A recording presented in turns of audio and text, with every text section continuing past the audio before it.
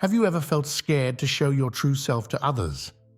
It's a common feeling that many of us experience. In this video, we'll explore why it's important to open up and how we can do it in a way that feels safe and meaningful. Let's start by looking at what often holds us back from being open with others. Fear of rejection is a big one. We worry that if we show our true selves, others might not like what they see. This fear can stem from past hurts and disappointments. Maybe we've been hurt before when we've opened up, so now we're wary of doing it again. Society also plays a role. We're often taught to keep our emotions in check and not show vulnerability. These factors can create barriers that prevent us from forming deep connections. But there's real power in openness. When we allow ourselves to be vulnerable with others, we create opportunities for deeper connections. It fosters trust and understanding between people. When we're open, we create a space where authentic relationships can flourish. These kinds of relationships are more satisfying and fulfilling than surface-level interactions. To start opening up, it's helpful to recognize the walls we've built around ourselves. We all have defensive behaviors that we use to protect ourselves. These might include deflecting serious conversations with humor, changing the subject when things get too personal, or simply shutting down emotionally. Take some time to notice your patterns in interactions with others. Do you find yourself holding back? What thoughts or feelings come up when you consider being more open? Once we're aware of our tendencies, we can start taking small steps towards openness. It's not about suddenly pouring out your heart to everyone you meet. Instead, start with people you already trust, like close friends or family members. Share something small about yourself that you usually keep hidden. It could be a minor insecurity or a fear you have. As you do this, practice active listening when others share with you. This means really focusing on what they're saying without immediately jumping in with advice or your own story. Self-compassion plays a big role in our ability to open up to others. It's about accepting our imperfections and treating ourselves with kindness. When we're hard on ourselves, we're more likely to fear judgment from others. But when we can accept ourselves, flaws and all, it becomes easier to share those parts of ourselves with others. Building inner strength through self-compassion gives us the courage to be more open. Communication is key when it comes to opening your heart. Learn to use I statements when expressing yourself. Instead of saying, "You make me feel," try, "I feel when." This approach helps you take ownership of your feelings while clearly expressing them to others. It's also important to express your needs and boundaries. Being open doesn't mean you have to share everything or always be available. It's okay to say no or to ask for space when you need it. And don't be afraid to ask for support when you need it. Letting others know when you're struggling and could use help is a form of openness that can strengthen relationships. Of course, being open comes with risks. Not everyone will respond positively, and that's okay. It's important to learn how to handle rejection and setbacks. Try to view difficult experiences as learning opportunities. What can you take away from the situation? How might it help you grow? Maintain hope and resilience by remembering that not everyone will understand or appreciate your openness. That doesn't mean there's anything wrong with you or that you should stop being open.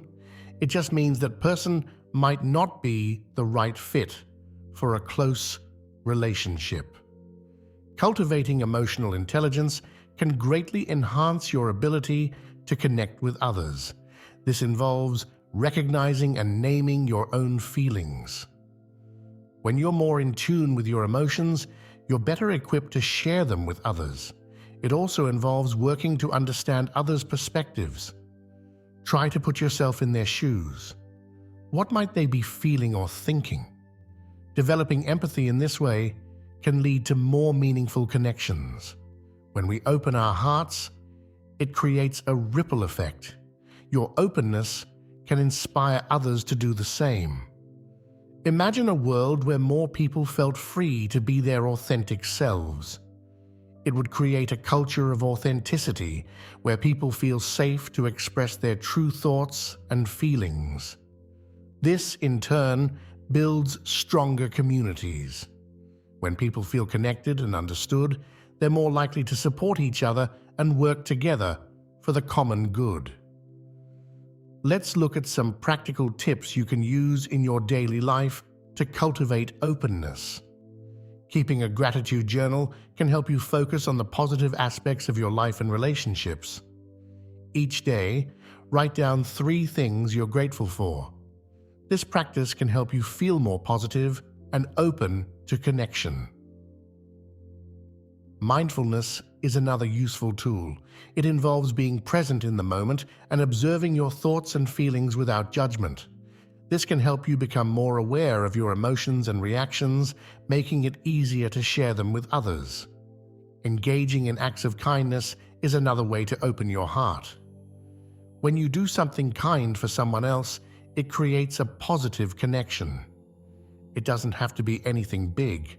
Even small gestures like holding the door for someone or offering a sincere compliment can make a difference. These acts of kindness can help create an atmosphere of warmth and openness in your interactions. Opening your heart is a process, not a destination. It's something you'll continue to work on throughout your life. Some days will be easier than others, and that's okay. The important thing is to keep trying, to keep moving forward. Remember that every small step you take towards openness is valuable. As you go about your day, pay attention to opportunities for connection. They might be small moments, a conversation with a coworker, a text from a friend, an interaction with a stranger in a store. In each of these moments, you have a choice. You can stay guarded, or you can choose to open up a little. It might feel scary at first, but with practice, it gets easier. Think about the relationships in your life. Are there any where you feel you're holding back? What might change if you allowed yourself to be a little more open in those relationships? It's not about forcing yourself to share everything all at once. It's about gradually letting down your guard and allowing others to see more of your true self. Opening your heart also involves being open to receiving love and connection from others. Sometimes we're so focused on protecting ourselves that we miss the love that's being offered to us. Practice being receptive to kind words, gestures of affection, and offers of help from others. Allow yourself to feel the warmth of these connections. It's important to remember that opening your heart doesn't mean you have to tolerate mistreatment or stay in unhealthy relationships. Being open also means being honest about your boundaries and what you need in a relationship. If someone constantly disrespects your boundaries or makes you feel unsafe, it's okay to limit your openness with that person or even end the relationship. As you work on opening your heart, you might find that certain past experiences or traumas are holding you back. It's okay to seek professional help if you're struggling. A therapist or counselor can provide tools and support to help you work through these issues and develop healthier patterns of relating to others. Opening your heart can also involve reconnecting with parts of yourself that you may have suppressed or neglected. Maybe there's a hobby you used to love but gave up because someone made fun of it. Or perhaps there's a dream you've been afraid to pursue.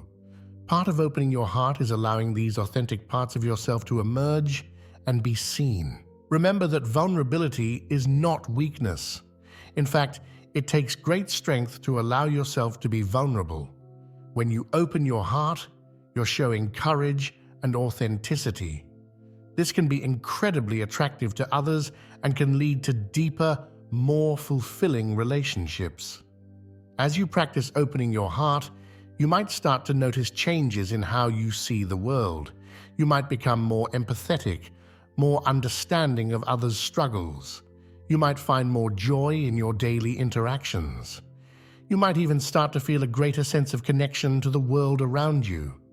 Opening your heart can also lead to personal growth in other areas of your life.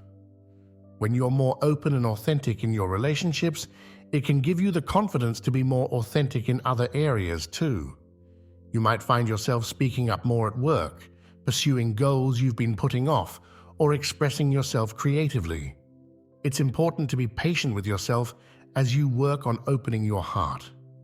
Change doesn't happen overnight.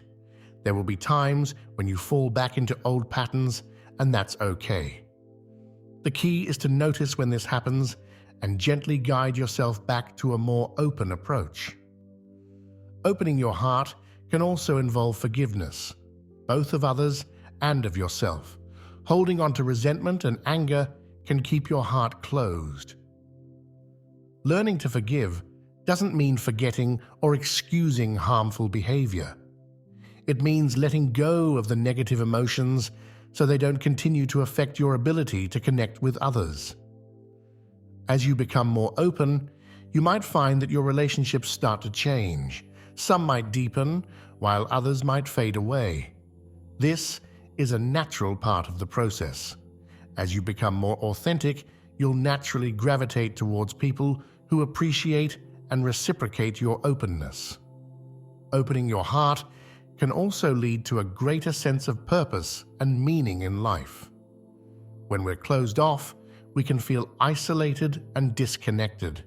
But when we open ourselves to deep connections with others, we often find a sense of belonging and purpose that enriches our lives. It's worth noting that opening your heart doesn't mean you have to share everything with everyone. It's about finding a balance between being authentic and maintaining healthy boundaries.